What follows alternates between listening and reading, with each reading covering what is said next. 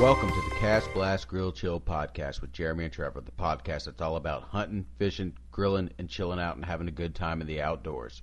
Alrighty, Trevor, and we're running here. So how you been doing, sir? Awesome, man. I've been doing good, man. It's been a long time since we did a catch-up podcast, just you and I, and I'm excited for it, man, because we haven't got to do one in such a long time that I really don't know what's going on. Yeah, kind of the same thing between your new job and all the stuff I've got going on, all the stuff you got going on. We haven't exactly been able to talk like we used to and kind of get our daily rundowns. I've been kind of watching you on Facebook and seeing what you've been doing, but aside from that, you know, we really haven't got a chance to catch up and see what's been going on with each other. Yeah, but you know, we also did. You know, you were able to get in some pretty good guests for the podcast and get some really good information. So I liked listening to those, and you and Josh did a good job with both of those gentlemen, and yeah, I really enjoyed listening to it. And it was cool to be on the other side of the podcast and get to be a listener for once, you know. Yeah, it's never as fun going back and listen to yourself rehash the conversation you already hashed, but you got to go back and listen to it to make sure that everything's right after you've already edited it. Listen to it at least twice, and then go back and put it up, and then listen to it for a third time whenever it's, you know, out for the general public, because we did have that one that somehow during the upload, about 3/4 of the way through, it just died. Yeah, that was a weird one. And, you know, there's something weird when you're doing a podcast and you put one out. You know, you can listen to it so many times and it's monotonous on like whatever software you're using or whatever. But when it actually goes live, when you know the public can listen to it, there's something different about it when you're listening to it off of iTunes or whatever. Then, you know, I enjoy that more, listening there more than I do, you know, just my Audacity or whatever software I use. Yeah, for sure. Like going back and listening to it over and over and over again when you're editing it, you know, to cut out, you know, all the dead air and the overly long pauses and the times when you're just in there going, yeah. Yeah, luckily we don't have too many cuts on this thing, or, you know, it's podcast format, so we can do whatever we wanted to do. But yeah, man, what's up with me is I've been doing quite a bit of pig hunts. I sat here and I counted the number of hunts. I was trying to count the number of hunts I've done since our last podcast together. And I got to 7 pig hunts, and then I realized that I was forgetting the squirrel hunt with you and your kids, and I don't remember if we had done a podcast on that one yet or not, and I just got lost, man.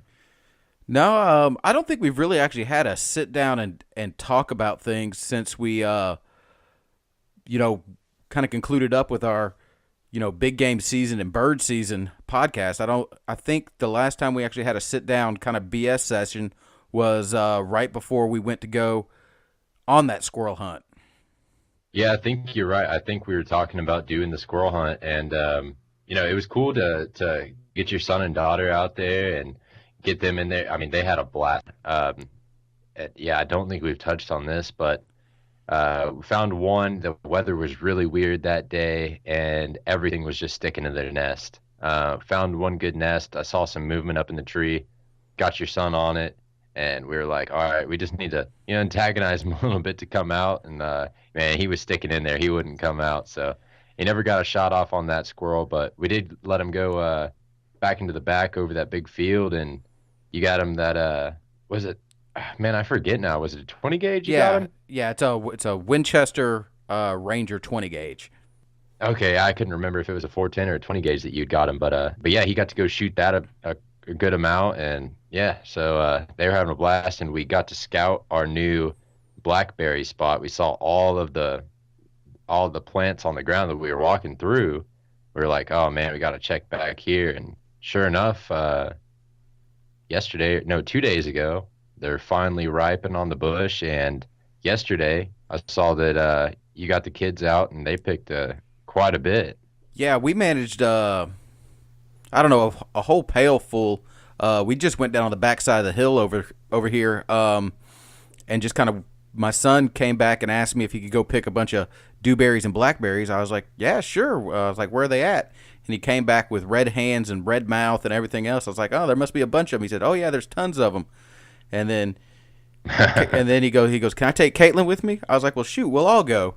So I put on my pants and my boots and put Caitlin in her boots and her pants, and my son being my son, out there in shorts and tennis shoes with no socks on, and out there tromping around in the blackberry bushes, we picked up a whole bucket full by the time Thomas got into the ants, and he was ready to go after he got into those ants. And then we hightailed it up the hill and took him and washed him and everything, and we wound up with like 2/3 of a gallon to 3/4 of a gallon, zipper bag full. So I'm planning on making a cobbler tomorrow night with some. I'm gonna pull out another of my little bars of gold I got in there, that doe backstrap that I harvested up in Arkansas. So that's gonna be on the menu tomorrow night. Dude, I don't understand how you do it, man. But every year you seem to be pulling backstrap out like months and months after deer season, and my backstrap's gone within like the first 2 weeks, and I'm like on my last 2 packages of grind, and I had 2 top rounds left from the entire deer, and one of those top rounds got taken out this weekend, and I was like, man, I gotta stretch this, so I cut it into 4 steaks, and grilled 2 of them up last night, and saved 2 that I'm gonna probably cut them into thin slices and do like some kind of Asian fused, maybe a stir fry or some kind of soy sauce or something like that. I don't know yet, but yeah, the soy sauce kind of stir fry kind of thing definitely tends to stretch the meat. Yeah, I just kind of hold those little bars of gold, those back straps, those 4-inch sections of back strap. I like to hold those out, and only cook 1, maybe 2 of those a month, and use the sirloin steaks that I cut into steaks, and the different cuts that I've cut is what I'm really excited to pull out. Is I still have those shanks in there from the legs, and I'm excited to make ossobuco here. I'm trying to wait till Caitlin, she got some multicolored carrots that she planted in the garden, along with some beets and radishes, and I got a bunch of broccoli that I planted that's already coming up and starting to come up the little florets, and my green beans are already budding. But those multicolored carrots, I think that'd make some awesome ossobuco. oh yeah, man, I did that last year with the last doe that I shot, and yeah, man, it was delicious. I used just Stephen Renella's recipe for the shank ossobuco, and I know Hank Shaw has a real good shank recipe too. I don't know if it's an ossobuco recipe or not. I know he has a couple of different shank recipes though that are very popular. I've never tried any of them, but heard they're very good. Yeah, that Hunt Garden Cook that Hank Shaw runs on there, man, their people are always posting up awesome things in there. I noticed that I can't remember if I added you to it or if I suggested that you add it. I heard about that on the Gritty Bowman podcast the other day, and when he was on there, and I was like, oh yeah, I got to get on that. Oh yeah, Hank Shaw actually has his own podcast, Hunt Gather Cook. Yeah, I know that. So, but the yeah. So if any listener out there wants to hear exactly that about hunting, foraging, cooking that wild or gathered thing, it's a great podcast, and there's hunting stories on there, and he has some cool guests. He's a great chef, cool guy. Yeah, definitely. Is what you need to do is you need to tell all of our listeners about your fun little story that happened to you hiking into your little bait station and stand the other day. Yeah. I'll set some background to the story here. I've been trying to stick a pig, and it is they are one step ahead of me for some reason, and I'm trying to do it with the bow on some public land, and finally introduce some baiting into the game. My issue with the baiting was that I could not get the bait. I could not hunt the bait after it had sat with enough time. I needed to take time off of work to do it, and I'm not about to do that for pig. So that's for duck season, deer season, all that good stuff. So, I start baiting, and I'll be able to bait maybe Friday or Saturday and, hunt that day through Sunday. And that's it. And I just couldn't pull them in, and then they eat it up during the week when I'm not there. Now, I finally just start dumping as much corn as I could to try and make it last and try and keep them around. And it didn't work out for me. Quite a few sightings of pigs, but I couldn't pattern where they were going to come from. They're not like deer. They don't move in one, funnel or anything like that. The pack just roams where it wants to roam. Wherever that lead sow wants to go, they go. So I finally decided that I was going to invest in another bucket feeder after my last one got jacked off of public land. And I had hung on to that one for quite some time. That thing was old. But so I invested in another one, had it on my back with 50 pounds of corn in it, and my backpack on my front, and bow in my hand.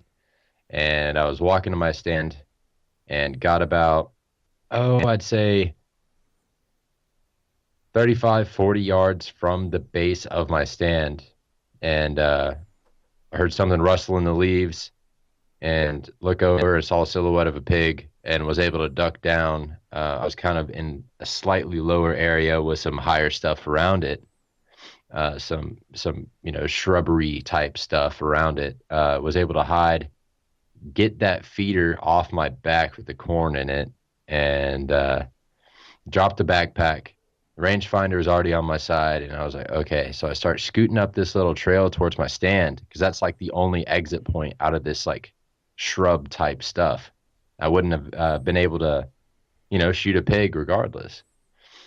I couldn't get a vital shot with all that on there. So I start creeping up to my stand, and then around the corner through that exit point comes in this boar.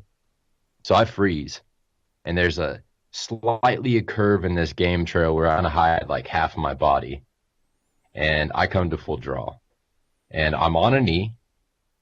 The boar's coming up the trail dead on ahead at me, forehead looking square in my eyes, and he's kind of feeding along, kind of smelling the ground and stuff. The wind was real good for me. It was right in my face, so I was able to trick his nose and his eyes a little bit, but I was wide out in the open. So he kind of spots me and puts his head back down, kind of does like a double take and realizes that wasn't really something that he wanted to be a bit a part of. He puts his head back up and he halfway charges me, and he takes about 4 really aggressive, like trotting steps towards me down that game trail, and I almost let the arrow fly. I almost did. And I really didn't want to do it unless I had to, because I was really hoping for a vital shot. I just didn't know shooting a forehead how that would go. After seeing that dude with that 9mm shoot a pig point blank in the dome, and then it ricochet hit his forehead and leave a scratch, that kind of had me a little bit iffy about shooting one in the face. But I do know that arrows have that kinetic energy goes to that point, so it'd probably pierce through, but I didn't want to do it unless I had to. Luckily, he didn't tree me. I didn't have to beat him off with a bow. I didn't have to run and jump in the creek. I didn't have a huge gash somewhere on my body. And unfortunately, he let off the god-awful scream, and that let all the other 30-plus pigs in the area right under my stand know to get the hell out of Dodge. And that they did. Yeah, they did the old hightail it, get the heck out of there move. Yeah, man, it was very frustrating because I've been putting in all that work, and then they just beat me to my own spot, and I walk up on them, and I was distracted because I had 50-plus pounds of stuff on my back, a backpack on my front. My hands were full. And was this? I wasn't prepared for it. Was this pre-dawn or was this afternoon? Because I don't know what time you went out there. That was this weekend that you went out there and did that.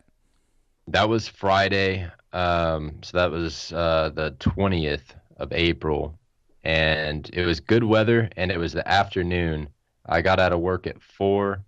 I got out there about an hour and a half later, so about 5:30. Got to my stand about 6.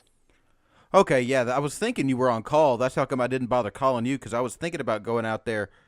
I guess that was the day that the storm hit, Saturday, and then I was thinking about going out there Sunday after the big rain. So that's what I was trying to figure out. I was pretty sure he's on call, because I thought this coming weekend with our upcoming adventure to go try and jug up a bunch of catfish was going to be the first weekend you were actually not on call in a while. You are correct, sir. I just kind of snuck away and went and did it anyways. Well, that's the good thing about that particular piece of public is it's only, you know, an hour-ish away from your house. Yeah, yeah. I mean, it's not terrible. I mean, something really bad came up and I needed to get there. Like, yeah, it would kind of suck. Like, we had a fire the other day on one of the properties, and it was just like in the mulch. But it's not like I had to leave because I That's had to the go check it second time out. that's happened this year. But yeah, and so it was like I can't do anything about it though, except for call the fire department. It's like I call the fire department and let them know what's going on, but I still got to go and like check it out. And the fire department's been gone for an hour before I get there. But it's not terrible. But yes, I was on call to answer the question in short. Well, yeah, I mean, it's not like a broken window when you're duck hunting when you actually do have to leave because somebody shows up and, there's a window busted out on the second floor, however that manages to happen. Yeah, I don't know, but the same people broke an inside window, like a conference room window the other day, and I'm really fed up with it, man. I'm ready to just. I don't remember last time we had this conversation. Oh, it was on our bonus episode on the river. I was talking about moving out into the wilderness and, making a buckskin Speedo? speedo, and yeah, I'm about ready to commit to that and just get out there and go find me a cave somewhere. Well, we can buy land in West Texas dirt cheap. I mean, like a couple $100 an acre. I see it advertised all the time. I mean, I don't know what we do about water, but I mean, we can get us a bunch of acreage out there pretty easily. Bro, I'm talking about getting off the grid. Like, I'm not talking about paying any property taxes, not having a single. I'm talking about go back to the days of trading seashells for buckskins and stuff. Well, you know? find me a place like that, and I'm down. No, I mean, maybe just go illegally spend like the rest of my life in some wilderness area up in Colorado or something. I don't know. Oh, you're gonna go all what was his name? The Unabomber, Ted Kaczynski, go up to the mountains in Montana and just hide away. Yeah, go find me a cave somewhere in one of those mountains, man. Montana might be a little too cold for me. I am, born and raised Texan, so. Yeah, I was talking to one of the guys up in, I think he's in Illinois is where their place is. They're a compressor manufacturer, and he made his monthly call to me just to check in and make sure everything was good. And he was telling me they had, like, last week 2 feet of snow, this week, or last weekend, like another 6 inches of snow, and and expect another 2 or 4 inches, but it's supposed to warm up to the 50s. And he's like, that's pretty nice. But there's there's still snow piled up. I was like, well, man, it's in the 80s. The fish are biting. So yeah. Yeah, we got blackberries ripe. Like, I mean, I envy it until it's 115 degrees or some crazy stuff, man. I posted the picture of those blackberries into that Hunt Gather Cook page, and it was or hunter gardener angler cook or whatever. He has so many different names for all of his stuff, but yeah, I posted it on there, and some lady was like, "Oh, I'm so jealous," and she's like, "Here's the view from my back porch," and it's like all snow. The lake is still iced over. They're talking about ice fishing still, and she was up in like Michigan or Minnesota, or I don't remember where, but somewhere way up there, some Yankee state. Yeah, that's no thanks. Yeah, it was like the one thing that I am jealous about is ice fishing. Like that is one thing that I've never got to do that I would love to try. I can travel to ice fish. Yeah, no, I absolutely agree. But yeah, man, been doing a lot of pig hunting. No success yet, but after I put that feeder up, I checked my trail camera since the last time I had dropped corn to when I got that feeder there, which is about a week apart. I had pigs coming every single day, and I just wasn't able to hunt. And then I spooked them off my stand that day. Went out the next day, checked the camera again. No pigs on the camera. So I'm backing out for a few days, going to work, and back to society. And I'll be back on them here maybe Thursday evening or something before we go out and do a jug line trip this weekend. Yeah, I'm ready to go fill my freezer back full of catfish again because I was checking my fish stocks here the other day. I'm down to 1 bag of crappie. That's it. I think I got 2 bags of crappie and quite a white bass from the guided trip that I did. We mentioned it on the podcast with Dustin, but I did a guided trip on Richland Chambers with Gone Fishing Guide Service. It's a family team. Royce and Adam Simmons, great guys. Put 43 fish in the box. Had a great time. There's 4 of us, and we caught so many fish. A lot of doubles. So I had a blast, man. But yeah, I'm good on white bass. I could stock up on some more crappie and some more catfish, and I'd be a happy man on fish. Yeah, I'm ready to get after them catfish. And then the past couple of weekends, I've wanted to take my kids over to Lake Conroe and go over there and start catching some of those bulkhead catfish. I've gotten reports from a bunch of my friends that go out there. They're definitely, the shad are definitely spawning and running. The catfish are definitely there. But it seems like these weather systems just seem to blow in every single weekend at the worst possible opportunities. And, taking 2 small kids out there to go fishing, I got to make sure it's fun for them. I don't mind sitting out there and getting blown in the wind all day. But if I take them out there and it's blowing 35, and the temperature drops a little bit, they're not going to have any fun. But so I have yet to go do that, despite every weekend having the stuff, set out by the garage, ready to go. But it's coming. Yeah, man, I don't know what it is. It's just that time of year, I guess. But yeah, it has been every weekend though. It's just been unlucky that every weekend. I wish I could pick my days off so I could go in the middle of the week when it's nice and sunny and go enjoy it, soak up the sun, and get my tan on. Yeah, that'd be. But nah, by the time the weekend rolls around, it's another front. So. Yeah, I mean, that definitely seems like that's the way it's been for the past month. It seems like it's nice all week. Monday, Tuesday's kind of cold. Wednesday, it warms up and starts getting nice. Thursday, it starts getting windy again, but it's still real nice and warm. And then by Friday, the wind's howling. And, Saturday, sometime between the middle of the night, Friday into Saturday, or, first thing Saturday morning, here comes that next front just rolling in and, dropping the temperature, 15, 20 degrees, back down to the 50s, 40s. I want to say like 2 weeks ago, we even had it down into the 30s here. Oh, yeah. That might have been almost a month ago now. But yeah, I was up in Dallas actually on the 7th. That's when that cold front was.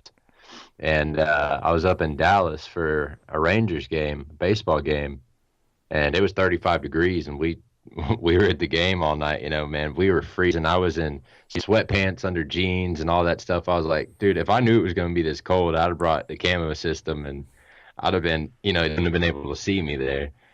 I'd have been so camoed out. But yeah, everybody was like, yeah, man, this is football weather. I don't know what's going on. And they were playing the Blue Jays, and they're all from Canada, Yeah. So all these Canadians were down there, and I was expecting them to be in flip-flops and T-shirts, but no, they're bundled up just like us, man. I guess they're the same, halfway the same kind of people. I imagine so. I mean, some people like me just ain't built for that cold. I can't take it. I can't do it. Oh, absolutely not, man. Unless I'm there, looking for a set of horns walking through the woods or something like that, or duck landing in a decoys. There's no reason for me to be out in that. Well, that's different. I mean, that's that's just different. No, we torture ourselves for a reason here. Yeah, I mean, that's the only reason I will go out in the cold. I will sit my happy behind on a couch or next to a fireplace whenever, the temperature's in the 30s and just go, yep, that's nice. Yeah. Yeah, man. So, man, I'm kind of excited about, I know you've been chasing pigs and stuff, and we did that one little squirrel hunt, but aside from that, we've basically just been kind of biding our time, getting ready for the bulk of fishing season to get here, and we kind of didn't do our typical, 1st of March jug fishing line trip this year. We wound up both having, I think you had a guided trip that weekend, and I think I had something planned that weekend as well, but we rescheduled it for this coming weekend, and we're going to go out and go drop, was it like 24 jugs, triple rigged? Something like that, man. It's like either 22, 24, and then, 3 hooks on each. So, I mean, we got like almost 70 hooks in the water if they're all up and running. I actually just packed the boat up. So Danielle's going to come with us, and so I think I'm going to stick the Yeti on the front on the deck, and have you set up on the Yeti so you can get a little bit of overview. We'll grab that decoy prawn, so you can just sit up there and kind of net them in. Then you'll have the deck to work on too, and bait hooks and grab lines, put fish over, all that stuff too. What do you think about that idea? Yeah, that seems like a good idea, especially since we're going to be using our magic catfish bait. Yep, yep. Why don't we kind of walk through our process from beginning to end, starting with like what it is that we're using, how we got it rigged, how we place it in the water, and then maybe what we usually pull out of the water and that good stuff. All right, yeah, that's perfect. We're using the white noodles, pool noodle style with the metal rod through them that you can buy at Walmart, Academy, pretty much any place that have the glow-in-the-dark end cap on them. And the reason why we're still using those is because I bought these when you still had to have white jugs to fish legally with jugs in Texas, and I just haven't ever managed to go back and rig up any more because me and Trevor have kind of found that this 24 is about the most we can effectively run just the two of us. Any more than that, and I don't think we would be able to keep up with them. And any less, it just doesn't. We're not really making a haul with any less. Yeah. It'd be fun. We'd get enough for dinner, but we're looking to stock up 2 freezers, for 2 families. So when we're running that many, it's 12 a person is what we're running basically, and split the fish down the middle at the end of the day. Yeah, and they're each rigged up, on the main line with 300-pound wax trot line, and then starting, they're rigged up between, I'd say between 20 and 25 feet. They're not all exactly the same length. It's basically what I did is I stripped off line 3 arms widths apart, and that kind of gives me adjustability in depth that I fish. Either we can set the weight actually on the bottom and let the wind carry the jug and like drift it over some structure, or we can take it and fish it deep where the wind will push it back to where the weight will hang, on the structure, for fishing channels and breaks and stuff. And then basically starting, I'd probably say 3 to 5 feet off the bottom, just depending on which one. About an arm's length down, just how you measured that spool out. I'd say the first hook's about almost an arm length in. From the top of the jug? Yeah. Okay, we'll go from the top of the jug down to the bottom. So yeah, so you start at the jug, and you go, 1 full arm's length, and then another half, and then I got it double knotted with red plastic beads in between them with a barrel swivel tied in between those 2 plastic beads, and then another knot, and then from that I tie a 150-pound just like a trot line drop line. It's doubled over the hook and then doubled over through the barrel swivel so you can hook it on there. That way when you get a catfish on there, it can't twist up the line. It all it'll do is spin that barrel swivel. It doesn't get the your dropper all tangled up into the main line. And then the exact same. Another benefit of that is if you get one of those snapping turtles or soft shell on there, you can cut that thing off and work with it better and not let him tangle up that entire main line like you're talking about. So it's just like almost a disposable dropper that you can keep a reel of that on the boat and tie another hook on if something happens, or I don't think we've ever had a fish break one. We've had fish hang us up on stuff that we've had to like pull it and break it off, but no, we've never actually managed to break one off. The couple times that we've been hung up so bad on that big branch out there at Travis, we actually wound up having to cut that one. We wound up cutting off the weight and the bottom dropper. Oh yeah, we did cut that one. Yeah, 'cause we almost. Yeah, we almost had to like put the bow in the water to try and break that. We couldn't break it.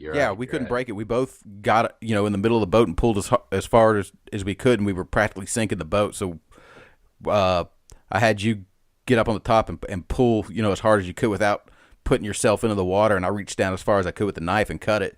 But yeah, and then you do the exact same thing, another 3 to 5 feet down, and then again another 3 to 5 feet down. keeping your bottom hook about 8 inches above your weight.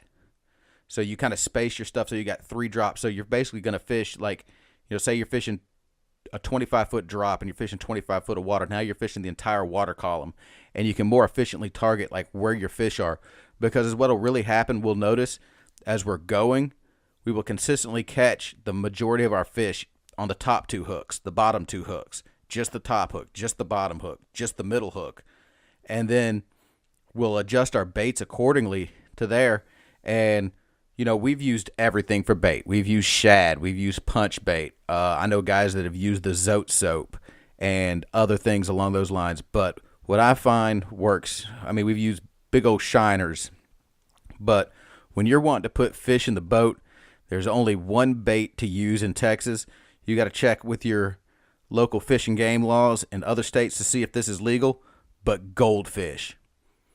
1.5 black salties or goldfish, yeah, those 1.5 to 2 inch goldfish, they can be black, they can be gold, it doesn't matter. And you can buy those at your like your bait, like your pond supply stores. A lot of them sell them as feeder fish, and you can buy them by the pound. Yep, as well as pet stores, as well as a lot of bait shops, stuff like that, at least here in Texas. Another thing that I did want to mention, along the lines of, the water column, we'll actually stop baiting the other hooks a lot of times. If we're running short on bait, if we're only catching top hooks, or top and middle, then we're only going to bait those hooks. We won't even waste the time putting it down to the bottom because those fish are on a pattern. And if we're pulling them out and seeing a pattern, we won't even bother baiting it. It's not even worth pulling the jug all the way up and baiting it or whatever. A lot of times they won't even touch the bait, and we can just leave it down there. Yeah, and we'll also do the same thing if they're hitting, exclusively on the bottom 2 hooks. We'll just leave the top hook empty. We'll only bait after we've kind of figured out the pattern. And usually after running those jugs 2 to 3 times, we've pretty usually much figured out the pattern of where they're going to be biting. And then there's those times where they're on every hook every time, which those are the days that we kind of love whenever we're doing this because. That one trip we had out there at Turkey Bend right before the big flood came down, the night before we were only catching them on the upper hooks, and then when we went out the next morning, I want to say we were catching them. We only had a few fish that night. What did we have? Maybe 6, 7 fish? Maybe that, but then we started slamming them the next day, and they shifted to the bottom of the water column too. Yeah, we weren't catching anything hardly at all on the top hooks. But between that morning, when did we quit running those jugs? About 4? Because the weather was coming in. Yeah. But yeah, we wound up pulling up because the radar was looking very red headed our way. So we basically, between that morning and 4 o'clock, and we did not get an early start that morning. We may have enjoyed a few too many libations and sung too many songs and helped some people across the way set up their camp and basically just had a good time camping. I may have had too many libations because apparently it was raining on me and I just was going to sleep through it. So. Like the tent, something with the tent, the pole collapsed in, the window was raining on me or something like that, and I was just going to sleep on through it. Yeah, I don't necessarily remember. I kind of had a hangover to end all hangovers to kick that morning off. But yeah, between that morning, whenever we got started, 9, 10 o'clock, whatever it was, and 4 o'clock, we managed 43 catfish that day. Yeah, it was quite a bit. It filled a picnic table by the end of that trip. So, that's fish by fish by fish, stacked on there, no space. We did quite a good trip that one. And then the next year, a little bit less, but we still managed quite a few fish. I think close to 25 or so in the box. Yeah, and that was the weekend that they were having that bass tournament out there. And on top of the bass tournament, there was that wicked cold front that blew in the day before we got there because it once again was down in the 30s, there at the end of March. Because I remember we had a nice roaring fire there on the backside of that primitive camping area where we were. And oh yeah, man, that was good times. So we talked about what it is, how to rig it, what bait to use. Now let's talk about placement. You talked about drifting it in to structure in two different ways. Fishing the weight on the bottom and fishing the weight just hanging down in deep water and letting the wind drift it into the structure and hang up. Now let's talk about like what we're looking for, including depth and including like points, ridges, and stuff like that underwater. Well, obviously you're looking for any kind of underwater terrain. My favorite thing whenever we're fishing these jugs is to find a submerged creek channel in the reservoir that basically that we can go set them from a point and follow that submerged creek channel all the way down to the back of the cove, and then do the exact same thing on the other side and set it up where say this channel runs east to west, and we have a north-south wind. Is what I like to do is the ones on the north side is set the weights down, so that they hang and drift over the ledge, and then the ones on the the downwind side is set them in the center of that channel, so that as they come across that ledge, the weight will hang and drift them back up the slope. That also minimizes chances of them getting hung on trees and stuff there in the cove, and also it maximizes the amount of time that the weight that the baits will be in where the best fish habitat is, because fishes are gonna bait fish is gonna school along channels and humps and ridges. Another tactic that's worked really good for us too is out in a main lake where there's no structure, if you find a hump, is to basically just circle that hump with them. Yep, and try and like he's talking about, just get that weight to just barely touch the bottom and just kind of barely hang on there so it doesn't drift off. Imagine, there's like a volcano type shape in the middle of the lake underwater, and you're making a ring around that volcano with all the weight just barely touching the edge, just on whatever depth that string is. And that's kind of what you want to do. The fish naturally follow that volcano shape up, then they're passing through the water column and passing by all of those baits. They're going to run the bait fish up that column, and we're placing the bait there in hopes that the one comes up. And it usually works out quite well. Yeah. And another thing that we like to do whenever we're actually running the jugs is typically you're driving the boat and I'm sitting up front. Whenever I get a jug ready, is what I'll do is I'll holler back to you for your depth, and you'll shout out the depth till we usually get. We like to typically, if we're trying to free float them, we like to drop them in like 21 feet plus of water, or if we want them to actually sit on the bottom, we like to drop them in 17 to 20 feet of water. That seems to be kind of the sweet spot with our depths of rigs. A lot of people like to just run a single hook with or two hooks, one at the top, one at the bottom, and run a longer jug, and as far as your jug, using weights, you can use anything. I'd typically use just regular old fishing lead weights in the 2 to 3 ounce range, but if I had to do over again, I'd go to the hardware store and buy nuts or washers. But it's what I found to be really effective, that I know a guy who does it a lot more than me, is he'll go to construction sites and actually buy broken bricks, or not buy them, just pick up the little quarters of bricks and pick those up. Or the other thing that I've seen him do is go where they've got a concrete washout truck, and this works real good for him right now because he has a lot of construction going on in his neighborhood. Is whenever he sees that concrete wash truck going over there, he'll take his wheelbarrow and have the guy just dump the washout in his wheelbarrow, and he has a bunch of muffin tins, and he puts saran wrap over the muffin tins and then ladles that concrete into that with a piece of coat hanger in a U shape into there, and then he has a perfect weight. Yeah, I've seen a lot of guys do similar things with like the surf weights and rebar. I think you showed me that too. Yeah. But speaking of the bricks, that's what I used to use. We grew up going to Lake Livingston on a lake house that was a family little chunk of property there. And I was just explaining to Danielle what a jug line was.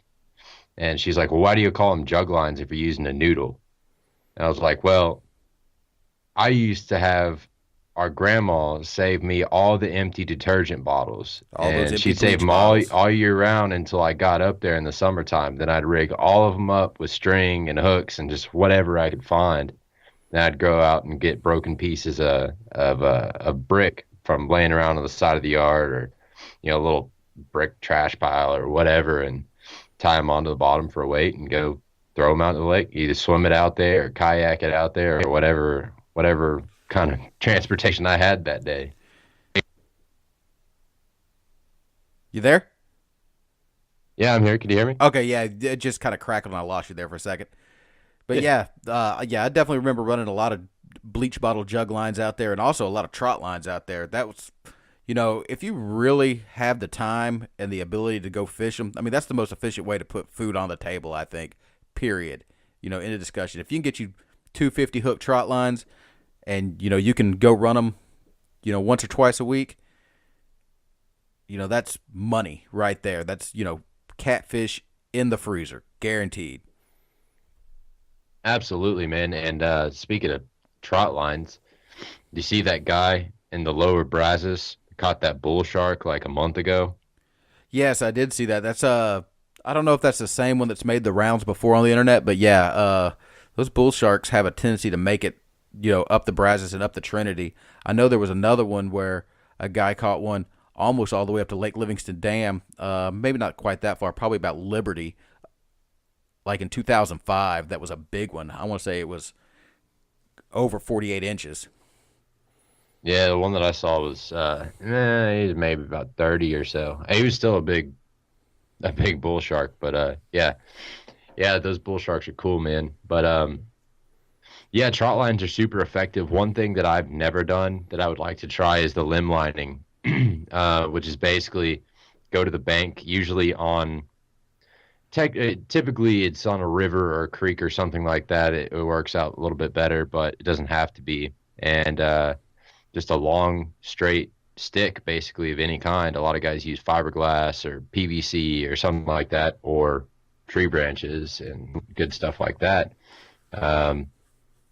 Anchor them, stick them in the mud, and then tie it off so it doesn't run away with it, and then drop a dropper line straight off the end of that stick that's about maybe a 45-degree angle hanging out over the water, and hope one pulls that stick over, and that's how it's hooking itself, is the bounce of that stick being stuck in the mud or on the shore or whatever.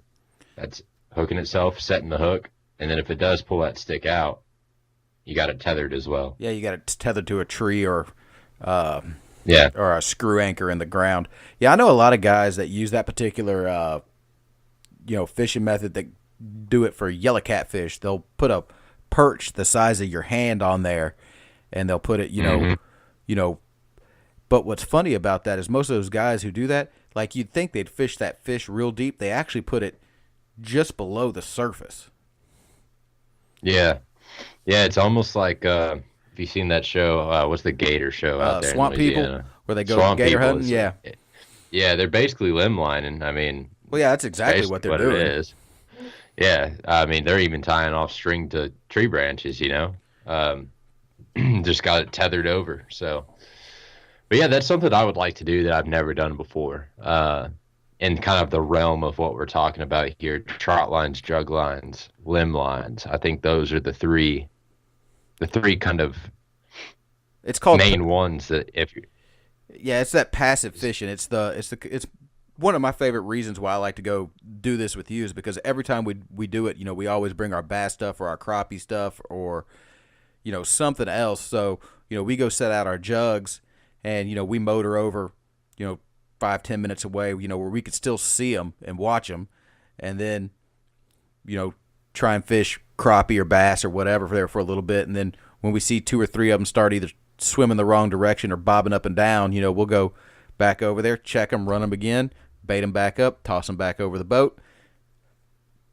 Okay, so let's say now that we've got all the way through that, now we got a fish on. What does that jug look like? What is it doing? I mean, it can do a number of different things.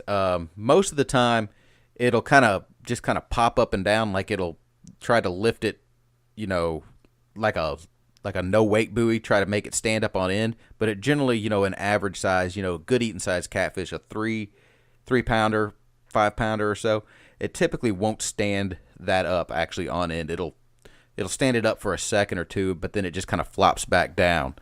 A lot of times you'll notice you have 4 jugs going with the wind, and then you have one swimming against the wind. That one that's swimming against the wind, it's got a fish on it, but that fish just isn't pulling against, you know, that jug. You know, it's just swimming wherever it's going with that hook, you know, hooked in the corner of its mouth. So you can just go over there and go pull that one up. But generally, as you get close to it and the boat, you know, the fish hears the boat motor, it'll go to flipping up, bobbing up and down. Yeah, bobbing up and down. Which is actually a cool thing when, if you just need to check them, just run the boat motor by them and see if any of them start bobbing up and down. No? Okay. You know, I don't know how much of that actually scares off fish that might be in the area, but they got to hear boats all day, man. I mean, I'm not really worried about it. But yeah, that's just kind of a cool way to check them and run through them real quick. But yeah, we usually leave them soak. Like if we're gonna go off and do some other fishing, usually do about 2 hours before we do another bait check. Would you say? Yeah, I would say if it's hot and heavy, the minimum that I'll, you know, start getting kind of nervous about one swimming away or getting tangled up, is probably about 30 minutes, but that's got to be like when it's really, really on, and we're also catching, you know, some of those bigger 10, 15-pound fish, 20-pound fish, because the other thing that can happen with those jugs, and it doesn't happen very often, it's got to be a real quality fish, but a good fish will totally pull that jug under the water. You know, if you've ever seen the movie Jaws, where they, you know, the 55-gallon barrels where they shoot it with the harpoon gun and it sticks in it and it pulls it under, and they're like, we lost him, and they, you know, get another one in him. It's kind of like that, you know, and that's always exciting when you're sitting up there on the front of the boat and you come motoring up to it and it stands straight up on end and looks like a no-wake buoy for a second and just slowly submerges. Or the ones where you come up, you know there was a jug there, you don't see it, and you're like, no, I'm not crazy, there's a jug there. You turn, you look over your shoulder, and it's about 50 yards the other direction running away from you, and you got to go chase it down. Yeah, halfway submerged, all you see is the top of it just bobbing away. Yeah, that's when you know you got a good one. Yeah, it kind of relates to like if you watch like a comrade or some kind of diver bird, and they go underwater, and you're trying to think of the next place it's going to come up at, and it's always a lot further down than you think it was able to swim in that amount of time, you know? Yeah, like those grebes that like to dive around the decoys. Yeah, like the grebes, yeah. Yeah, yeah, another thing that really helps a lot whenever you're setting out your decoy, or not your decoys, I've already got duck hunting on the brain bad. He's duck hunting, man. I've got it bad already. But yeah, is make sure, you know, if your boat has a GPS, you know, built-in fish finder kind of deal, is, you know, go ahead and mark your jugs where you put them. And, or, you know, you can download, there's a couple different apps that you can download on your phone that are, you know, nautical charts. Download one of those and mark those. And, you know, maybe don't mark every single one, but on each one of your runs, like say each one of your strings, like we like to do strings of 6 usually, because we have 24 jugs, so that breaks it up into 4 equal strings, and we kind of spread them out and then gradually hone them in and narrow up the area till we get, you know, on the fish real good. But if we, you know, we'll always mark a GPS waypoint either on the phone or on the GPS, you know, 1, 2, 3, 4, 1, 2, 3, 4, you know, for each one of these strings, so that we know there should be 4 jugs in this location. So when we come motoring up, we can count 1, 2, 3, 4, because what'll happen sometimes is the catfish bite won't be super hard. You know, it'll be catching a few fish here and there, and we'll do the drive-by check method that Trevor mentioned a little bit while ago, but say we've got on a good crappie hole, but it's been 2 hours since we've checked our jugs, and that's probably about the longest I like to ever let them soak. Wouldn't you say, Trevor, is about 2 hours? Yeah, I agree, at least without doing a bait check or something. If we're not seeing anything over there, it's either time to pull them out of that hole and put them somewhere else, or that we lost our bait. Yeah. So, but say we're catching a bunch of crappie, 200 yards, 250 yards down, is what we'll do is we'll just pull up our crappie rigs, go run that boat, and we'll go run by each one of our strings and see if we have any fish, and we'll pick kind of randomly. One of us will say that one, and we'll go to that one. Then you'll kind of call out the next one, and we'll pull them and see if we still got bait on there. If we pull up, one or two out of each string, and they still have all three baits, well, we know we just haven't gotten bit because none of the other jugs bobbed up and down, and we can go back over there and go load up on another 5, 6, 7, 8, 9 crappie, and then circle back around to the jugs. Yep, and that makes for a good day of fishing, man, when you can do two species at once and be effective at doing both. Because, once the jugs are out, we have like 60, almost 70 hooks fishing for us in the water while we go get to have fun and fish for crappie. That's a lot of work being done, and we're not even close to, I think, what the limit is per person on jugs. I don't even remember the number, but it's pretty high. I think it's 50 hooks per person or 100 hooks per person. Yeah, it's quite high, but yeah, it's super effective, and then we get to go catch crappie, and then we come home with possibly a 2-man limit of crappie and possibly a mess load of catfish. Yeah, I don't think we could ever, because I guess if we fished for one day and really fished hard and really got after it, I think we could maybe manage 50 catfish on a jug. But that's I can't remember if catfish is 25 per person or if it's 50. It's something. I think it's like 25 that per person per day. Yeah, it's something like that. I think the channels are different. I know the yellows. I know the yellows are different. I know yellow catfish are only 5 per person per day. Maybe channel and blue are the same, but it's like 25 a day or 22 a day or something like that. Yeah, it's a big number. I haven't had to worry about it the past couple of years because I haven't really had one where I've really stacked them up. I think probably the most catfish I've caught in any single fishing trip in the past 2 years is probably maybe 10 or 12. So, I always check my legal limits, for whatever body of water I'm fishing in because there are those few lakes. Aside from that trip that we made 2 years ago, that we had to look up the limit because we were like, man, we're getting close here. When we got to 20, and we were like, oh, well, we're almost to a 1-man limit. We're good to go, man. We got quite a few more. And we were like, oh well, we're gonna have all of tomorrow too. So, there's 4 people worth of limits potentially, but that first night we only caught 6 or whatever, so we couldn't go that high. But yeah, well, shoot, and even then on the second day we didn't even come close to reaching our 2-man. We got in the ballpark, but yeah, that was a lot of fun though. I'm hoping this weekend turns out to be kind of like that. I've been hearing good things about the lake, that the fish are really turning on and starting to bite, so it seems like I'm planning on I wanted to ask you about this, so I guess a good time as any. I think I'm gonna try and get out of here to where I can be at the ramp a little bit before sunup. Maybe we can get the jugs in the water, at least some of them, right before sunup or right at sunup, and let them start fishing while that sun rises. Yeah, that sounds good to me. We'll meet at the one ramp. I'll mention it off air. You almost said it. I wasn't going to say it. But yeah, I'll mention which one because I know for a fact that the Corps leaves the gate open overnight on that one, so we can get in there and launch. I know a couple of them are closed around there, so. No, I know one that's open, and since it's got a campground in it, you can drive in and out of it at night. They don't lock it up. They don't seal it up overnight. They just leave the guard shack thing open, and we can just settle up in the morning. Cool. Yeah, we're gonna do that, and then head over to Circle Star Firearms and talk to those guys over there. Yep, and record that afternoon. Yep. Check out some merchandise. Yep, and then have them on the next podcast to talk some really cool stuff. We're gonna talk night vision suppressors, thermal imaging, pig hunts, and hear all kinds of crazy cool stories from the outdoors from those guys. Yeah, they just finished up their what do you call it? St. Portrix Day? Yeah, St. Portrix Day. St. Portrix Day event, which was contest, four man teams. Up to 4-man teams. You could run solo or up to 4-man team. Okay, yeah, up to 4-man teams. And explain how that went.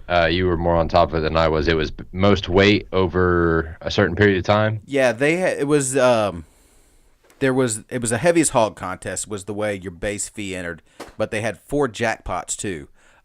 They had biggest cutters, the biggest 3 hogs, and then first, second, and third place heaviest hogs all paid as well. And it was a true do what you want hog hunt. You could go out in a helicopter and helicopter hunt them. You could go out with a spotlight and a rifle and hunt them. You could hunt them with dogs. You could trap and shoot, I believe, was legal too, so long as you didn't bring them in alive.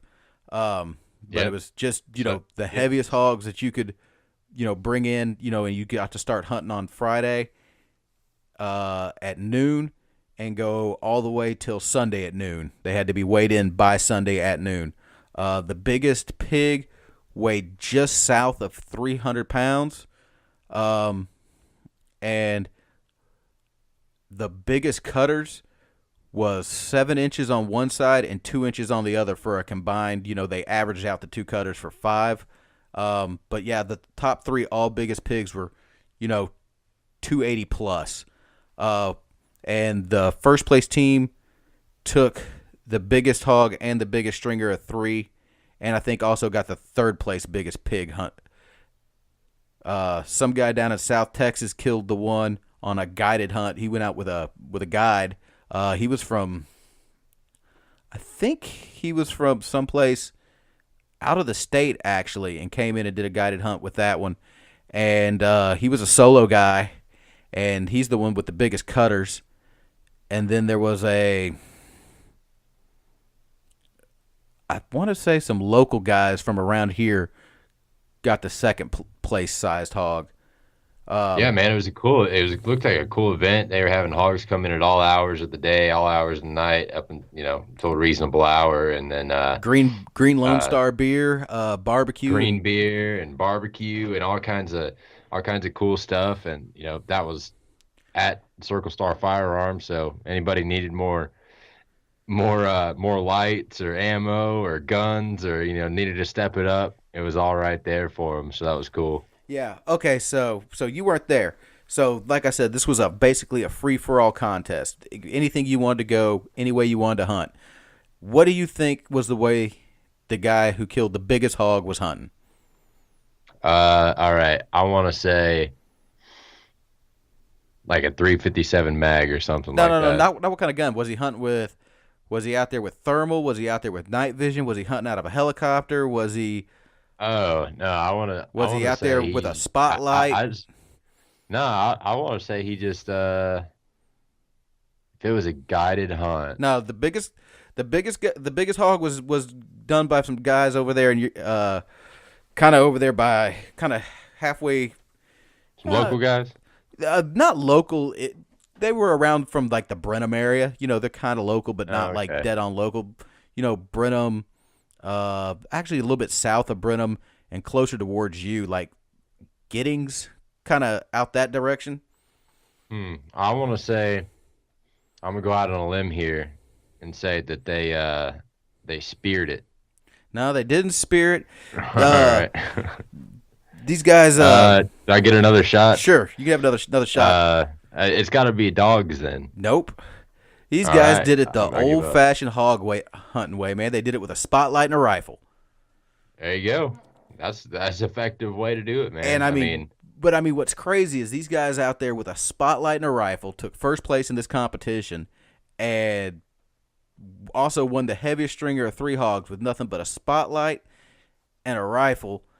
The one thing that they weren't using a 4-wheeler and they weren't using a Jeep. They use a golf cart, one of those electric kind of like bad boy buggy type. Yeah. Electric carts, so it's silent. Yeah. But yeah, they hunt around. They hunt the borderland between a grass raised cattle operation and the feedlot they move them into before they move them out. And they get out there and they just spotlight them the good old fashioned way. But I mean, there was 2 guys hunting out of helos, and a bunch of guys out there running, some high-end thermals and high-end night vision. And them old boys with just a spotlight managed to take Hey man, that's the kind of winner that I like to see is just the good old boy that paid $20 for the Walmart spotlight and his grandpa's rifle or something like that. Beat him out.